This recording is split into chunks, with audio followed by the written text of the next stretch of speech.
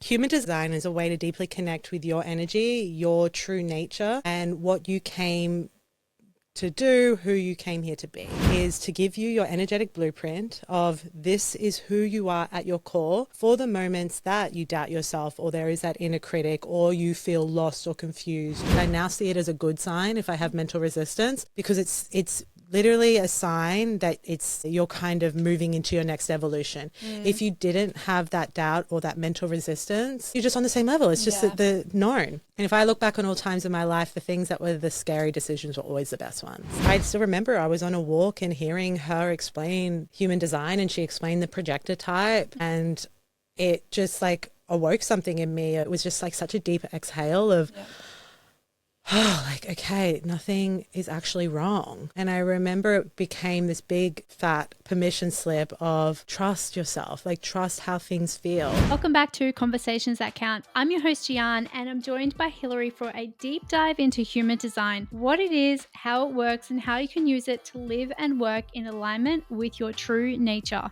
Whether you're a business owner, a leader, or simply someone who feels there's more to life than ticking boxes, this conversation will give you powerful tools to understand your energetic blueprint, trust your intuition, and create a life that actually lights you up. We explore how human design impacts decision-making, relationships, and business, plus the key signs you might be living out of alignment and how to get back on track. If you've ever wondered how to blend structure with flow or make choices that feel right in your gut, this is for you. So welcome. Thank you. It's such a pleasure to be here. It's so lovely to meet you and connect in your beautiful energy. Thank you. Yeah, thanks. So maybe if we start with human design overall and go, what is human design? Yeah. the That's a big question straight up. It is a big question, but it's a beautiful question. So human design is a way to deeply connect with your energy, your true nature, and what you came to do, who you came here to be. So us as humans, we go through a process of forgetting our true nature. And no one is immune from this. We go through our senses of conditioning or experiences where we start to doubt ourselves, where we feel not enough, where we feel like, something is missing. And so the goal of human design is to give you your energetic blueprint of this is who you are at your core for the moments that you doubt yourself or there is that inner critic or you feel lost or confused or not seeing yourself clearly. And so how I like to see it is that it's almost like your highest self energy. And what I hear from clients and what I experienced in myself is that when you have this like very intricate system and chart in front of you that shares things and tells things to you about yourself that maybe you weren't even able to articulate and you feel so deeply seen, and it shows you, I guess, at your highest potential. So it will also show you where you're out of alignment. And so for me, I discovered it when I was a lawyer and I was feeling extremely burnt out, really lost, feeling like something must be wrong with me and I needed to do more, try harder, achieve more, and then I'll feel happy. Then I'll feel at peace. And it came at the perfect time when it gave me the answers I was looking for. And so in all of that, it shows you how to connect with your decision maker, which I think is the most important thing, because a lot of us are living purely from our mind and our logic and our rational thinking, which is great for certain aspects of life, but we can only see and perceive what our five senses has connected to. So if we can't see it, taste it, touch it, feel it, or hear about it, we just think it doesn't exist. And so if we can't map it out, if we can't plan it out, if I can't look to other places to confirm my life decisions, then we can struggle to trust. We can struggle to trust our intuition, struggle to trust the inner callings. And so what human design did for me, and I know many, many others, it helps to give you that sense of self-belief so you can actually go do the things you want to do and actually be the person that you are and you want to become more of. So it really connects you back to that divine true nature. And from that place, everything's possible. Everything, there's no limit. How do you find out your blueprint or whether or not you are living out of alignment as well? Yeah. So you find it through your birth details. So it's a combination of a lot of different wisdoms, the Kabbalah, the I Ching, the Tree of Life, astrology, and genetic physics. And the genetic physics aspects, and a lot more and more science is starting to... Never heard of those words, so it went straight over Yes, my head. okay. So it's a lot of schools of thought Yeah. and wisdom, so Yeah. a lot of ancient wisdoms. And which all like beautifully say very similar things, but all coming from, and it's pretty amazing. Like you'll hear about the ancient Egyptians, people in, you know, ancient China, and in more of the, like the Eastern and the Western is starting to, they say all similar, very similar things in different ways. And genetic physics is what is more and more being able to measure our energy. And, you know, we are energy. Everything around us is energy. And so what human design does, it measures the energy that you were born in. And the whole idea around this is that if your soul came to have a mission, and this, I believe that we all here have purpose, mission. It's not going to be what your job is necessarily. You know, it's almost like a narrow view of purpose of your specific job. But every single human has an evolution here. The human race, we're here to evolve. And so we may have certain areas or, journeys or missions here in which we come in with the perfect amount of, or the perfect ingredient in order to fulfill that. And so everyone makes up the bio ecosystem of our planet. Like no one is random. And I think that's what creates a lot of depression, a lot of, feeling apathetic or defeated with life. Is like this, just like almost like I missed out on something and I need to go through life with autopilot or do things because everyone thinks I have to do it, or that's just how life is. I remember thinking that, and I remember even when I was working in the corporate world, it was like, well, this is just how it is. Like you just don't enjoy your work. You accept it, and you don't make money from the things that you love. I remember sitting there and I was actually speaking. Hey? Like I know, and it creates your life. Yeah, absolutely. Creates your life. So that's what in human design is called your conditioning. And it's not to like, everyone has it. Like no one is immune from conditioning. And again, like I think like it's part of our purpose here is that when you forget something or like lose something or are disconnected from your truth, it becomes so much more sacred when you reconnect to that. And so within human design, you're going to have that process of what's called being in your not self. Back to your question, if you know that you're out of alignment, one of the telltale, there's so many aspects in the chart that can show you, but within your energy type, you're going to have your not self. Do you know what your... Yeah, I'm a generator 6-2, but okay, I don't know much about it. We'll chat. Yeah. The generator, so your clue will be perpetually frustrated. Yeah. And that's not just like, yes, it's frustration, feeling the emotion, but it's also like energetic frustration. Things just aren't flowing. Things aren't moving. It's like, and then our conditioned mind will start to think, okay, but again, I'll have to do more. Like, let's push more. Maybe if I post more on Instagram, maybe if I put in more hours.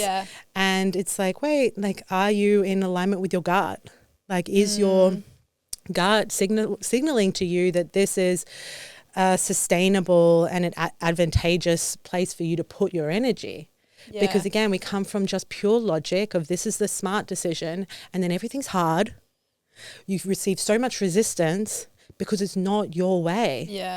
And when you come back to your way of like, oh, okay, life doesn't have to be frustrating. A lot of people, I asked someone the other day, I said, finished my sentence, and I said, life is frustrating. People are, and he answered, frustrating. And it was just like and you could see that it had been so ingrained. And then again, that's just how life is. And so when you either through human design, other people discover it in multiple ways. There's so many different ways that people start to wake up to themselves.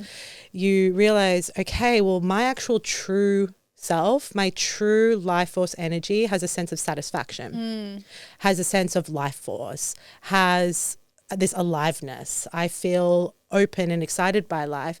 And when you see that that's not random, who you are in that free state is who you're meant to be. Like that is your homeostasis. The frustration isn't your homeostasis. That's just what all the layering of conditioning and experiences have created.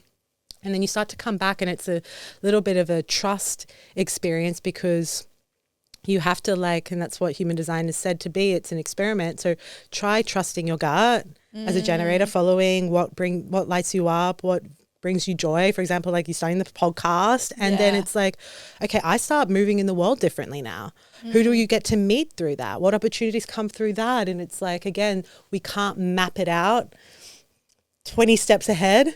So a lot of people won't take that first step of starting the podcast. So yeah, you're going to feel, your body will always tell you if you're out of alignment. It's an interesting one. I've got so many more questions that just came out of that. But like, in terms of that, how do you know the difference though? And this is something that I'm playing around with so much at the moment. Good. I've left corporate, and then now like I'm growing the podcast, growing coaching, and growing a business. So like I've got my energies like all the things. And so in my belief, or like, you know, so ingrained in me is that to get that you need to do. Yeah. And so it's like the structure, and I guess like thinking logically as well, go, okay, I want to start the podcast. So there's a desire there. But then for me to start the podcast, I still have to take action. I still have to do, right? So then when it's like, what's the fine line? Because even for me to, I'm going to use the podcast because it's a great example. Like for me to do that, I still need to reach out to guests. I still need to do editing. I still need to, you know, all the social media side of things. Like how do I know them? What's in alignment to what's not in alignment, and what's in structure, and like, you know, thinking logically rather than me just in flow with it. Yes. Oh, I love this question. So because you're a generator, I'll answer it as you as a generator. If you're any other energy type, it would differ. Yep. But as a whole, it's when your intuitive authority says yes to it. So for you, you know, aligned action is so important. Even, especially if you're listening, you know, human design, even if you're a projector, even if you're a reflector, they're often spoken about being a lot less action orientated. I'm a projector and I do a lot of action. But what it is that what you're putting your energy into, what the aligned action is, you first need to check with your gut, your intuition to say, is this got a sustainable energy flow to do this? And what a lot of people are doing is that they're using their resources and their action, their line, you know, their energy on things that aren't true for them. And so what happens is people get burnt out and people are trying to prove themselves, and people are feeling like perpetually just disappointed with life. And so for you, absolutely, aligned action is so important. But when a generator is doing the thing that they love, you gain energy, you gain excitement. It's like you're generating life force. Yeah. But what happens is, for example, again, a generator, you wake up with like a full tank, especially if you're in alignment, but if you're really burnt out from overgiving your energy from things that aren't actually for you, you wake up with a full tank. And when you use your energy in deeply satisfying ways, and it can look like a lot of work, what you're doing, you go to bed just like with like today was a good day. Yeah. I took like it's something so satisfying as a generator of I took steps to like connect to my vision, to start to create something. And so amazing, like generators especially, you're here to create. Yeah. And so I do see in the spiritual world that people can be like afraid of work now, or in the maybe self-development of like, it's a lot about like moving slower and soft. And absolutely, like we haven't spoken much about a projector, but the projector, that's so important. Yeah. But at the same time, we're creative beings. And so I think especially when people have come out of corporate world, and I'll say as my personal example, I was so afraid to like work again or even burn myself out again. And I think it's a disservice to us that, yes, you're taking the aligned action to create your things, but you actually are in surrender because you're in surrender to the gut. Yeah.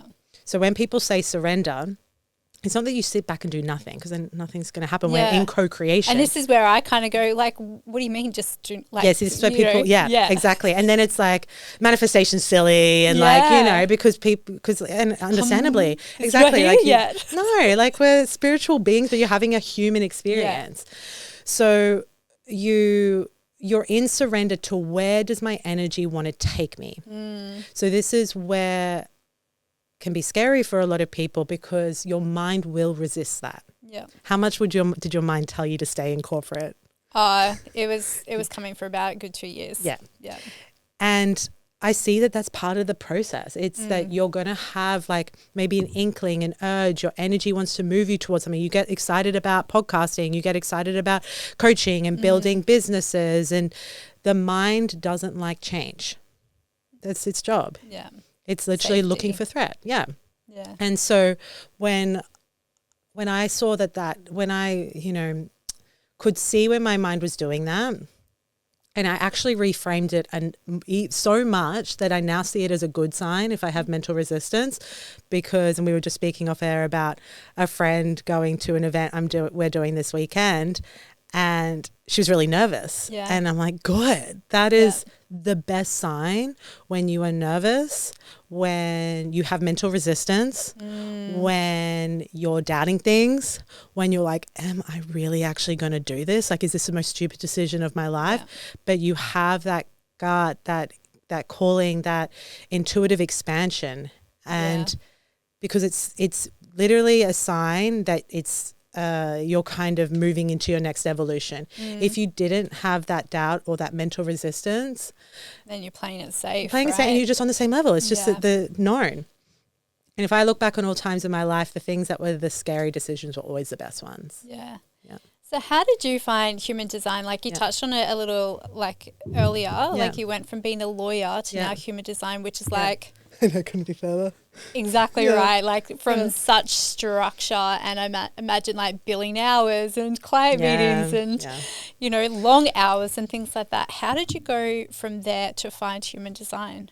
Podcast. Yeah. Yeah. I found it on a podcast. So it was maybe 7 years ago now when I was still working in law when I discovered, and I still remember I was on a walk and hearing her explain human design, and she explained the projector type, and it just like awoke something in me of this is what I've been like, I guess these are the answers that I've been looking for, but at the same time it was just like such a deep exhale of like, okay, nothing is actually wrong. And I remember it became this big fat permission slip of trust yourself, like trust how things feel. And I think, you know, and if you're listening to this podcast, you have a connection to like life can feel fulfilling and life can feel beautiful. And I feel like I have so much potential to give. And I remember just being in the law firm and it just didn't feel like me. I felt honestly like such an imposter, and not the imposter syndrome of feeling like, you know, as a growth mechanism. It was just like, this is so inauthentic to me. And I remember I had when things were really starting to, I was waking up to it, was, you know, starting to get anxiety attacks and health started declining, and I just could see how much I was just trying to prove myself. And it woke up, and I remember even just having a conversation with my dad at the time, and he was like, quit, like, what are you doing? And I think I even just having those conversations with people that really loved me, and seeing that it just wasn't worth it, and like, what was I trying to, what was I like, that's not what a life is meant to be lived. And so from there I moved overseas and I quit my job, and I started exploring all different concepts, and human design was always my main one I loved. I feel like you've got a very similar story to me, actually, like in terms of building the career. I was in mining, in corporate services for like such a long time, and I loved it, like loved the company, and great experience and opportunity. I remember like, just waking up and going, is this it? Like, am I meant to do this now for like the next 30 years? And if so, that's a fucking boring life. Like I don't want any part of that as well. And I think it was then like, okay, well, then working out what's next, because you're like, there's the money of it, right? And like the golden handcuffs of it all. And then you're like, okay, how do I figure out what's the next move without, you know, just essentially burning my career down to the ground? Which I feel like a lot of people are kind of stuck in that in a way. Yeah. And I just want to reflect back to those listening as well. If you're asking those questions, it's because there is something more for you. Yeah. You know, some people don't ask those questions. Yeah. Some people don't ask, is this it? Some people don't ask, could there be anything else? That they're like, this is good. Like, this is what I want to do. And they're not asking those questions. And sometimes as well, we can be confused. You know, I used to be so confused by that. I was, you know, I remember even, as I said, would be on my way to work and just seeing everyone in like, this was in Brisbane City, and I would look around and think, is everyone just like accepting this? Do we just all decide that this is how we spend most of our lives? Yeah. And I remember having this moment of like, that some people, that's what feels good for them. And so I just want to remind anyone's listening, if you ask that question, it is because there's something else or something different or a different way. It doesn't have to mean that you have to go and quit your job.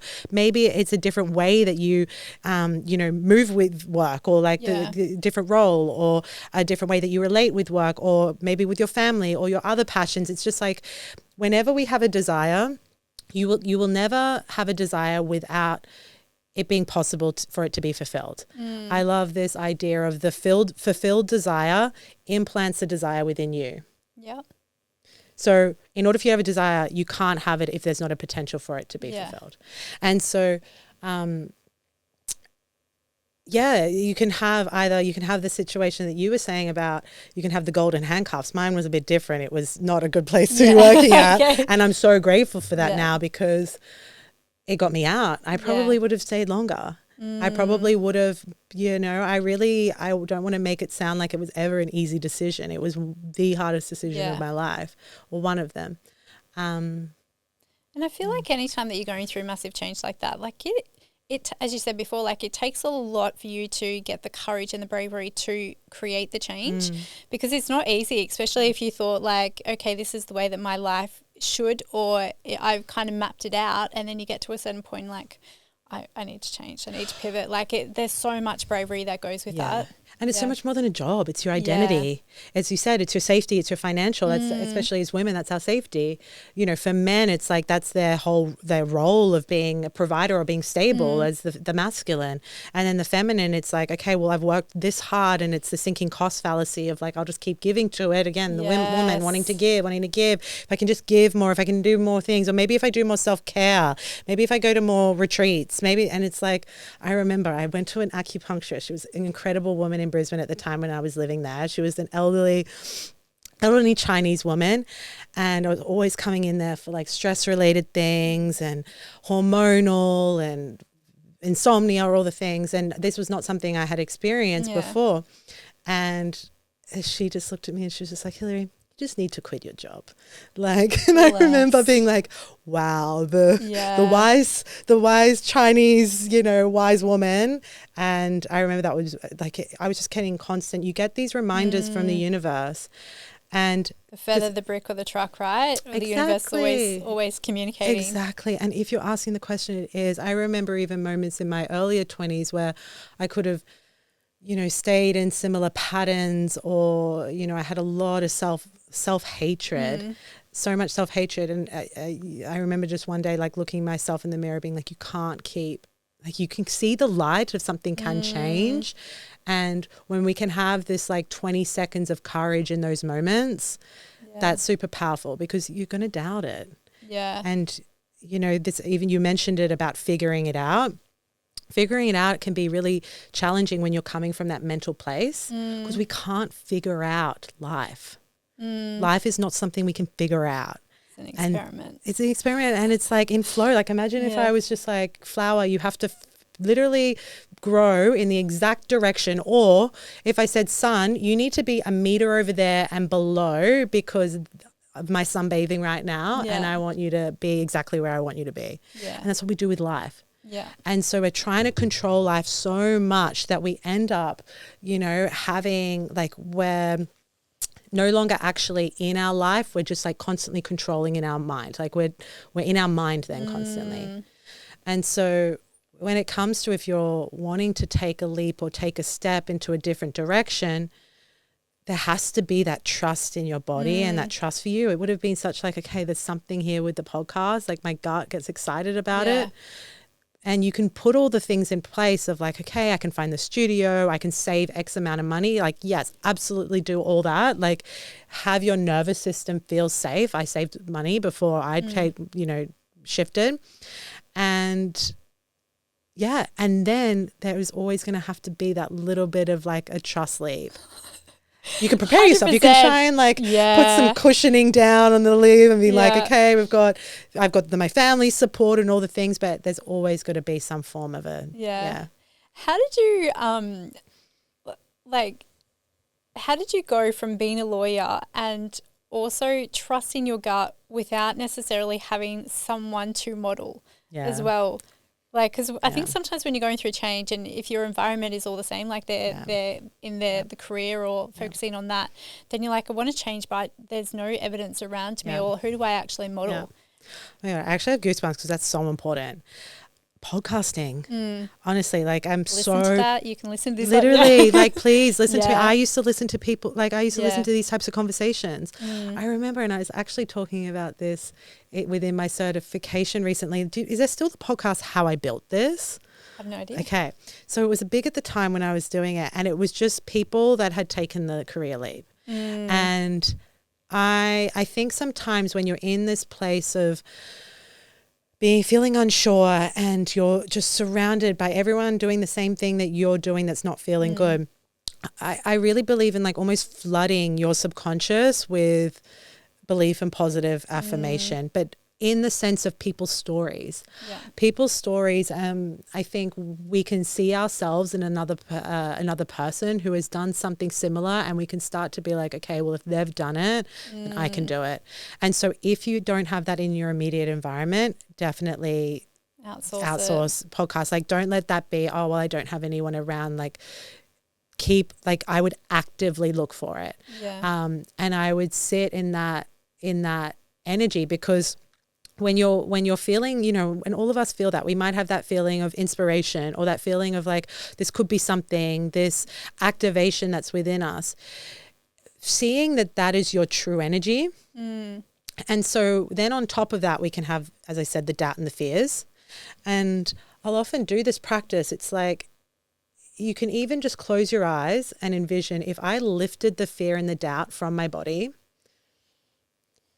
because all of it is literally just words. If I lifted that, how would I feel and how would I move? A lot of people are going to say free, light, can be fully expressed, creative. And so when you feel that energy, either through listening to other people on podcasts or you go to events, retreats are amazing for this. Once you taste that energy, you can't unknow it. You would have had this. It's like, okay, I just did that podcast and I feel so lit up and alive. This is who I truly am. And then you can go home and then pick apart everything and be like, why did I say that or didn't say that? And then you're like, okay, that is not my true energy. That is just the mental resistance and the illusions. Come back to who you truly and how you felt in the moment. Yeah, I love that so much. Such a beautiful reflection. I love like the way that you're articulating this, because even me, I'm like, oh yeah, that makes perfect sense, like how it all unfolds and stuff like that as well. Is human design, I'm just thinking like in the context of business owners and entrepreneurs, and also you mentioned about men as well, like provider. Is human design applicable for everyone to be able to implement it into their life, regardless of if they're an entrepreneur, a man, or in corporate? Absolutely, everyone. So especially men, actually, because it's very practical rather than it being too woo-woo. And so what I really enjoy about human design, and look, I can use different language depending on who I'm speaking to. You don't need to say at all any spiritual jargon with human design. It's very practical of, this is how your intuition speaks to you. These are the gifts that you're here to give. These are your strengths. This is your purpose here. This is when you know when you're out of alignment. This is when you're going to be more supported. And so absolutely as well within business, because then you understand how to use your energy in a way that you're going to receive more naturally and more effortlessly. And so a lot of us are trying to do the business or in one cookie cutter way. And so you see it, I was actually just thinking about this recently, especially in this industry. It's like, okay, I need to do a funnel. I need to do a conversion event. I need to do a lead magnet and all this stuff. And if a generator's, we'll use you as an example, like a generator's gut, if that is like feels so suppressive, so constrictive, so frustrating, that energy is going to translate through the lead magnet. That energy is going to translate through the funnel. So there's literally no point doing it because, and again, it's just satisfying the conditioned mind of, oh, but I'm being really productive and this is what's going to work. And it breaks my heart because you can see these really incredible people and practitioners and business owners doing all the right things, but it couldn't be more unaligned for them. And then they're wondering why it's not working. So again, we just tell ourselves, okay, well, I'll do more. I'll post more. And it helps you to understand how to use your energy better rather than harder. Yeah. Work smarter, not harder. And so as well, it's going to help you to decide what direction you're going in. It shifts and transforms as well your relationships. And so within a business context, you can understand, for example, my assistant, she's a manifester. I will never micromanage her.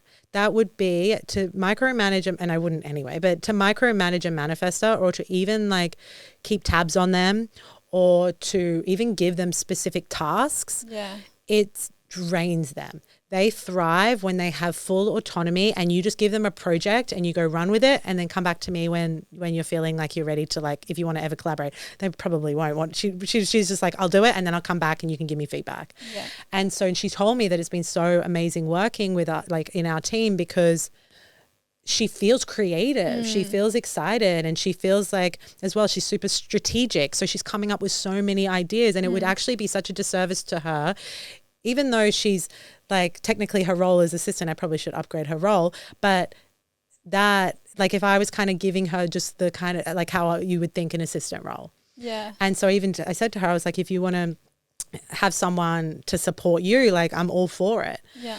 So when we understand how different people work. So for example, for you, I would want you, like, I would love if we were working together, what lights you up, what gets you going, what makes you feel alive, because that's going to benefit the whole business if we were in business together as a whole, rather than being like, oh, well, we should do, I don't know, like we got to force ourselves to do the social media aspect, even if that's not. And there's always going to be a period, especially if you're building your business, where you're going to have to be doing a bit of everything. But it's can still be deeply satisfying because it's building towards the vision. I love how you mentioned this, because this is so front of mind for me at the moment as well. So it's always perfect. It's like how conversations come up, right? But like, because I'm in build phase, and like you said about, setting up the funnel, and this goes here and then it comes out here. Yes, that doesn't light me up, and yes, I have to learn another skill, but I can kind of switch that off because I'm like, I need to do that. If I then, like, for me to feel great, I need to have structure. And so I'm like, okay, well, that's going to help there to then grow the business. So like so what's the difference for me going, that doesn't light me up versus I shouldn't be doing that versus, hang on, did that I actually? Totally know what you're saying. So structure is so important, but it comes second after the energetic alignment. Yeah. So for you, if you're like, I really do want to create a funnel, because I'm saying, like, I was just talking to a manifestor who was like, I literally even hate the fact that even if I did make one, I wouldn't want people to receive a funnel from me. Yeah. So that's very different. If you're like, I actually do want this and it feels like a supportive structure, make sure that your energy that you infuse in it is deeply satisfying and lit up, and do it your way. Yeah. And this is why I just like, I think it's really important to question these things of like, I'm a coach, so I need a funnel. Yeah. Because I was hearing about this recently, like there was research recently done that people don't even like to be funneled. Yeah. And funnels don't actually work. And so I think we need more and more people reinventing the way that we do things. But again, if you're like, this helps me feel safe so I can come alive and show up, cool, do it. But make sure when you start your day, when you go into creating the funnel, you be so lit up and juicy, and you've just done, I don't know, a great journaling practice. You went for a walk on the beach, you listened to an amazing podcast, or you did you saw your friend, you chatted, and then you come in and you fuse that energy. I would never recommend, especially a generator or a manifesting generator, to go in with their frustrated energy and just be like, I need to just get this done. Let's just get it done, and then it's over and done with. Like, it's just a waste of your time then. Yeah. People are going to receive it with the same energy. so interesting because I think I go in with that. I'm like, it just has to get done. And then so I just kind of like switch it off and I just do. Yeah. And I say this as someone who has done it. Exactly. Like I'm not claiming that I haven't done this. Yeah. I remember like when I first started my business, it was so intuitive. It was so like, I remember I spoke to a business coach, like maybe it was like 1 year in or something. And she was like, you've never done a conversion event. You've never done a funnel. And she's like, what's your strategy? And I said, oh, it was just really intuitive. At the time I didn't have structure then. So I'm not saying like, that it was also a little bit chaotic because I didn't have any structure yet. I still had to learn that. And then I did everything her way. And I was like, okay, I want to like try it her way. And while I could, it was great because I did learn a lot. At the same time, I was like, okay, I can really see that this exact formula is not for me. And I actually saw a dip when I was doing all the right things. And so I just want to give everyone that opportunity to question things. But at the same time, you have to read your energy. Yeah. If you are saying you don't want to do something because there's some fear there or, as I said, that mental resistance there, that's not what we're like. If you fear it, do it. Yeah. If you fear it, do it. I think that's such great advice, I think, in all areas of life at the same time, right? Know the difference and feel the fear and do it. Yeah, exactly. And just ask yourself, what is the energy behind this action? So, for example, for you, we'll use this example with the funnel. If you're coming in of like, I deeply want to connect with my future community or my current community, I'm really excited for this. How you then create that funnel will be so different from if I don't do this, my business won't be successful and in lack and scarcity. Yeah. And so everything's neutral. It's just the energy you infuse in it. So I always recommend we want to not even touch our business until you're in a good place. Like you're and that doesn't always have to mean that you have to always feel amazing. Absolutely not. But have your morning rituals that help nourish you and then connect with your business. Because it's just like, it's like an energy antenna.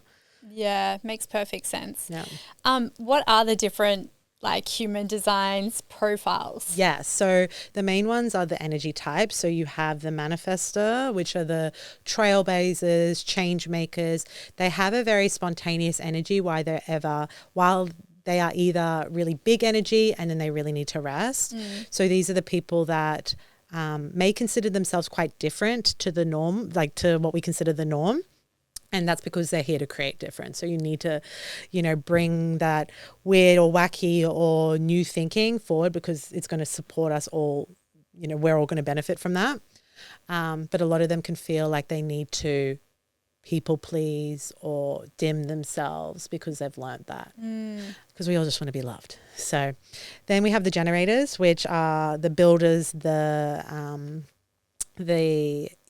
just the creators as well. The manifestors are more the visionaries, whereas the generators are like, as I said, like it's very satisfying to like build something incrementally. These are your Steve Jobs or your Oprah Winfrey's and your Beyonce. I know because people, if you're listening to this and you already know a little bit about human design, sometimes generators are like, oh, I'm a generator because there's most of they're the biggest part of the population. Still, it's only 35%. But I'm like, hey, you got Beyonce and Oprah on your, like when you are following and trusting your gut, you are the most sparkly, magnetic, effervescent, energetic, just like no one wants to take their eyes off a generator that's truly in alignment with them. And so there's a lot of discussion within human design that if the generators were free and could create and do what they want and follow their gut, then the whole collective would be so different. But there's a lot of frustrated generators and a lot of generators that feel like they have to keep up with their obligations in the sense that it means that they have to fully self-sacrifice. Then we have manifesting generators, which are similar in the fact that they have that strong gut response, as I said with the generators, but they move very quick. And what can happen is that they shift and change their interests a lot. And so our collective and our society tells us that if you shift and change your direction, that means you're either a quitter or you're all over the shop. Yeah. It's like pick one and stick in your lane, work in a linear fashion. And that is so incorrect for a manifesting generator. That will drain their energy. Yeah. And so it's important for them to like allow themselves to shift and change, and like they're very innovative and creative in that way. Projectors are the guides. So they are here to direct energy and to improve systems and to, they're really good at giving advice. So to be seen by a projector is super healing, but also super, it can be confronting to people because a projector will see things in other people that maybe that person doesn't even want to be seen in, but also at the same time, they really care. Projectors just care and want to help. So that like having a career or having people around you that see you for that is super, super fulfilling. And what else do I want to say about a projector? Their key is that they're releasing any form of needing to prove themselves. How I said to you, that was a big thing for me, because a projector can often be a really big high achiever and also just wants to be successful. And so they'll go through the conditioned path of success and it just burn them right out. So a projector has what's called an undefined sacral, which means that they really need space and rest and time because that's where their wisdom comes through. A lot of us think that just wisdom only comes through a book or like when you physically learn something, whereas when you have space and when you're quiet, when you're with yourself, you're connected to like universal energy and you receive your own wisdom. You're more present. And so that's the gift of the projector, but a lot of projectors are running around trying to be busy. Yeah, right. I love that at the same time. I love the silence.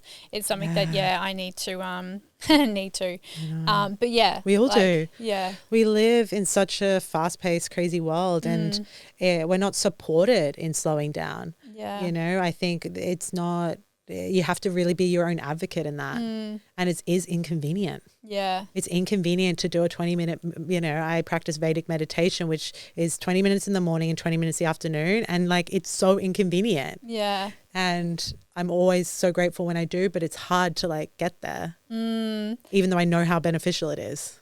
How have you applied your projector profile into how you live? Everything. Yeah. Everything. I couldn't have been more conditioned before. And I was actually speaking about this recently inside, like there's often this conception that, there takes time when you learn knowledge and it becomes integrated lived experience. And so now I don't even think about human design being a projector. Like it's not even a thought process, but I live it now. And so, for example, when it's like make a decision, I don't have to be like, let's connect to my intuition. That's how you connect to it. And then I can see when does my mind speak. And it's not always like, you're still human and I'm definitely not claiming to do anything perfectly, but it took years, to be honest. It took years. But more and more I could start seeing it. And what I actually saw was that the more that I lived what's called your strategy and authority. So for you, it's respond with your gut. Do you know what authority you were? Do you remember if you were emotional or sacral? Sacral. Okay, sacral. So it's respond with your gut. In the moment. Yeah. So your whole, like you can just, for you to be living your design is to be constantly in response with your gut. So you're moving through the world with your five senses of like, I see something, I hear something, I touch something, and I get a physical response from my gut. And so and it's kind of like this or that. You need to have either the yes expansion or the no constriction. Yeah. And so your whole experimentation is how can I lean and trust that rather than follow and constantly feel like I need to go down what my mind says I should do. Because your mind is just conditioned. Yeah. So how do you like get more in tune with that? Yeah. And are there particular questions that you ask yourself to know if you're operating from that part of yourself rather than your head? Yes. So something really simple is like when you have a question, stop, pause, close your eyes and feel your body. Yeah. A lot of us are running around just neck up. Yeah. It's like body what? Like body what? I don't, that was how I was. I was like, oh yeah, I go and exercise my body in the morning. I go to my Pilates and that's my connection with my body. The rest of the day, I am just a floating head. Yeah. And so as simple as it is, and like, I'll just do it really quickly. Close your eyes. Feel and just take a moment of like feeling into the body and especially your sacral gut area. And I'll just give you some questions and see how it feels. And those listening can also like feel into it. Do you enjoy podcasting? Yes. See, look, you even like you. That's quick that you had that response. That's I felt it straight away. Exactly. Yeah. That's your sacral. Okay. Would you like to be in mining for the rest of your life? No. Babe, you're fast. Your gut is quick. I love it. Would you like to go on an all expenses trip around the world for the next year? Yes. Okay, let's get a little bit more nuanced. Would you prefer, let's say, would you like to have a child in the next year? No. Would you like a new puppy? Yes. Would you like to go out to dinner tonight? Yes. Would you like to have, if I gave you 100 new clients tomorrow and like hold this in your body, actually feel, would you want that? Yes. Okay, you're ready. Okay, beautiful. So you're connected with your gut. Yeah, right. That's it. Because I'm like, even when we're going through that process, it's like the first response that comes to me, right? Yeah. So like I'm pretty in tune with that. Yes. But then I'm like, is that my head or is that my gut? What makes you think it's your head? Because I'm still thinking about the question. You still your head still has to interpret something. Yeah, okay. That's such a good question. Yeah. Your gut can't just like your gut can't say yes. Yeah. So your head still has to interpret the expansion feeling. When you know that it's your, and the reason why, because, and I said that last one, maybe some people are listening are like, they were all good things. Of course you're going to say yes. You can have people, for example, if you didn't feel ready to have 100 people, you could say no. Yeah. Or, for example, if you're really tired right now, for example, if someone asked me, and I actually do have to go to dinner tonight, and if someone asked me, would you like to go to dinner tonight? I would say no. Like, it would be such a strong no of like, I would love to just go curl up in bed and, you know. It's interesting you say that because I think I had a little bit of a glitch and I thought briefly about it. So then that's the only one that I was like, actually, was that a yes or a no? Because because I like eating out. I like food. Yeah. That's why I was like, yeah, I would still probably go because I like eating. But yeah, so that one I was probably like, oh. Cool. Yeah. So having that awareness of that. Yeah. And then you notice, was there a part of people pleasing? And, you know, this is, and this is not saying for you, but like, was there a part of like, oh, this is how I should answer? Yeah. Who am I to turn down a dinner date? Yeah. Or who am I to say that, you know, like to claim an actual desire, to actually let someone down. So a lot of the time us women will read body language. So a friend will say, can you please come and do this on the weekend with me? And before you've even touched base with your gut, you're feeling, you're intuiting what she needs from you, and you answer straight away of like what comes from the mind. Yeah. And then yes, we could say that that's what it means to be a good friend, but then at what cost to you? And then as well, it's like, okay, well, maybe if you gave yourself a chance, you could come up with a different solution. Maybe instead of going away for the whole weekend with your friend and knowing that it's going to set you up terribly for the next week, it's like, okay, well, can we do breakfast? And then we'll, you know, and then I'll be able to give my full energy. This is what feels really exciting for me. And then, you know, you start to actually be more and more in tune with what works for you rather than constantly self-sacrificing, because this is why so many people then resent their friends or resent their family because they're never saying no to their friends or family and they're constantly saying no to themselves. How does knowing your human design impact like relationships? Like even with you, like I feel like you live and breathe it so much, and the people around you probably do as well. Like do you ever find yourself, I don't want to say excuse, but do you ever... Is it a tool for understanding more so than... Absolutely. Yeah. So how does that like... Such a good question. I love your questions. And just as you were speaking, I wanted to just touch on this because for the people listening, you will know when it's your mind, when it's based in fear, based in lack, and based in insecurity. So if your mind is... because your gut will never be like that. Your guts will say yes or no. Your gut will say exciting, not exciting. It will say expansive, constrictive. Yeah. Whenever there is like a form of a story or a narrative or I should do this or I shouldn't do this, that's when you know it's your mind. And it often will just come in 2 seconds later. So you just said the perfect example of like, it just was like a little bit of a glitch in the system. It was like, oh, my mind was trying to interfere in that moment. Okay, back to your other question was, yes, with relationship wise, it just breeds acceptance and it breeds understanding. So the whole point of it is for you to accept and understand yourself, because again, like we all when we try and be something we're not, we just become like a subpar version of ourselves, because a pretend or a forced or acted reversion of ourselves can never be as good as who you naturally are. And so, or like real or authentic. There's been recent studies that authenticity is 40 times like energy level. They've like measured the energy around it 40 times higher than it is of joy and happiness. And so that's why we're so like wanting to be around authentic people. You see like them on Instagram or around world and you're just like, I don't know why I love them so much, but I love them. Yeah. And it's just because they're so themselves. Even if they're not like, they don't have the same interests, they look nothing like you or aren't nothing like you. You feel connected. And this is the same within human design. What I found for myself is that it just gave me so much more understanding and celebration for the differences. So the problem within relationships is that we're uncomfortable with difference. I was actually hearing this by like a really incredible psychologist talking about this.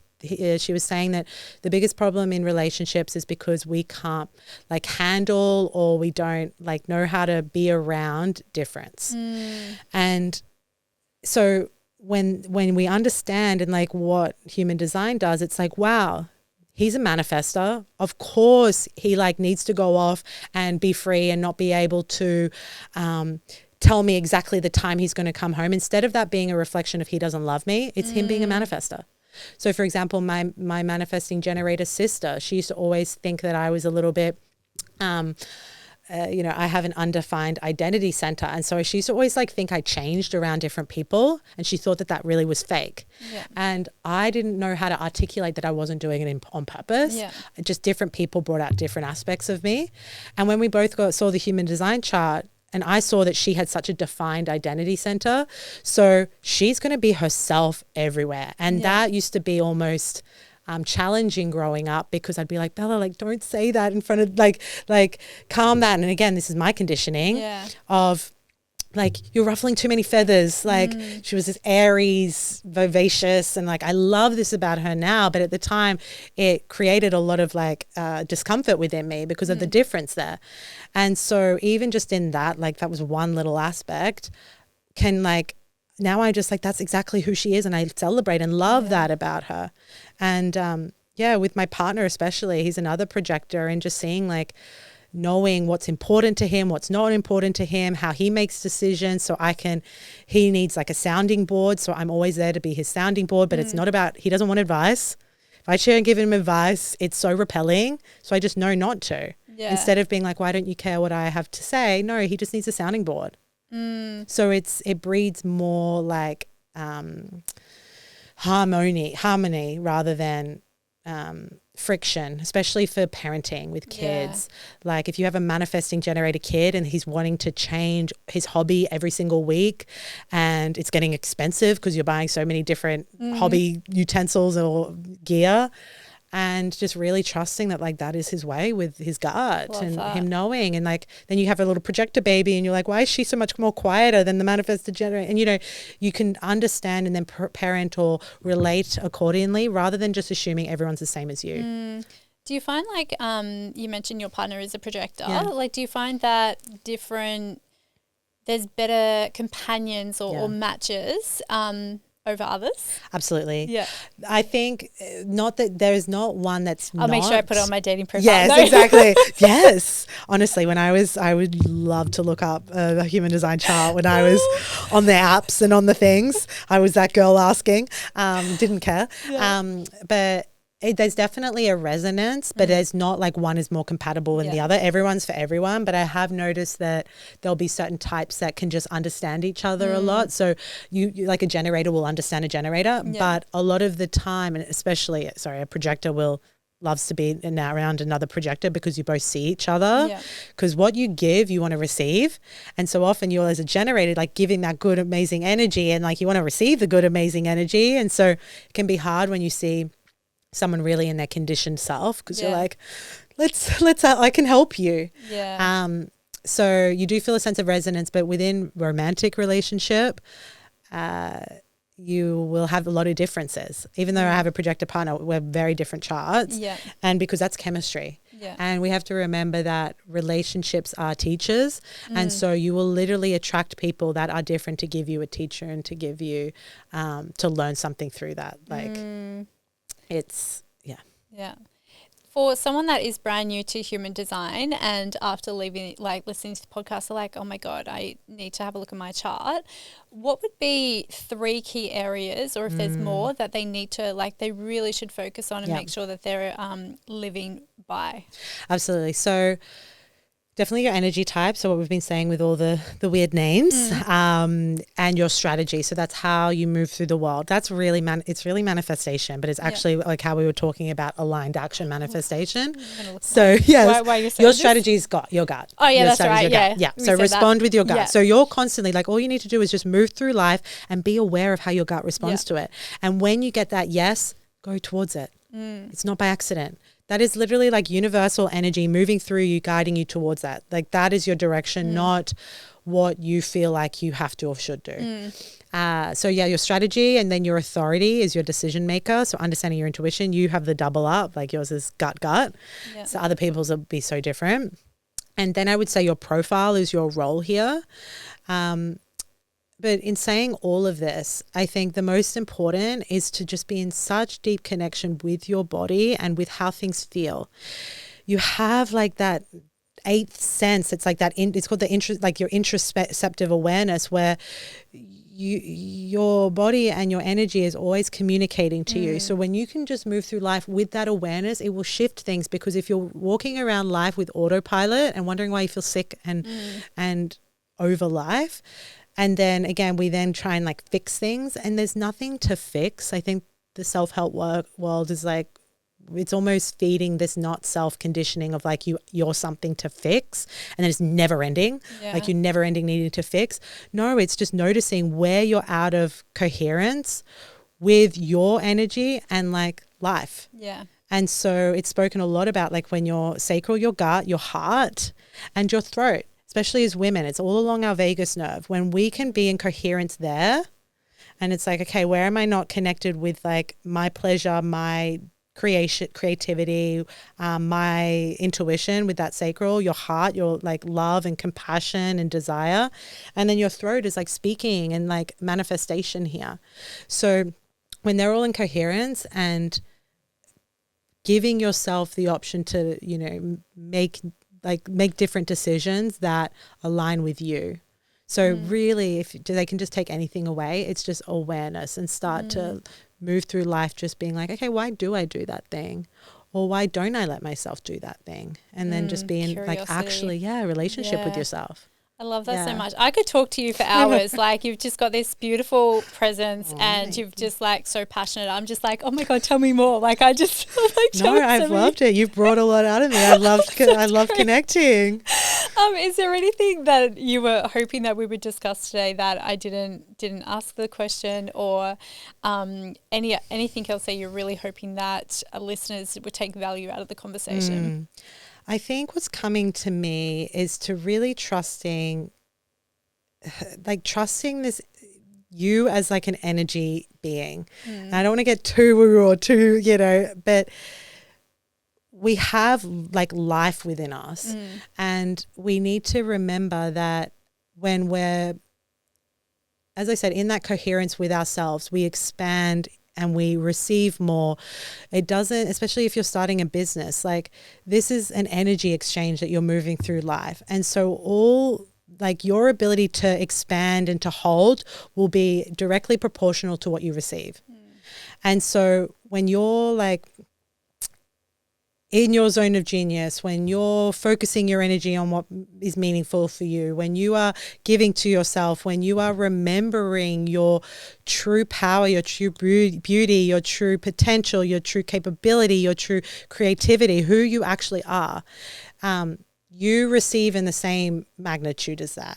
And so the problem is that we're trying to be I want to receive so much, so much, so much. And our body or vessel can't hold it. For example, the fact that you were I said, if there's 100 people that could come tomorrow, would you take it? And you're yes. That is such a beautiful example of that. Whereas someone would be oh, actually, I don't know if I would I actually be able to do anything? What will we actually do? And will I actually be safe? And then that is more important to look at that rather than how do I get more people? No, how do we expand your ability to see how capable and how powerful you are? Because everyone is the same. I love to say this recently. The same life force that moves through you is the same life force that moves through Beyonce and I know, who else do we all like? Rihanna.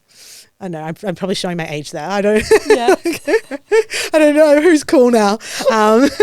But it's like the same universal energy. So we've got to trust ourselves and let it move through us. We are the only ones that don't let life to just basically, it's like divine life just wanting to express itself through you.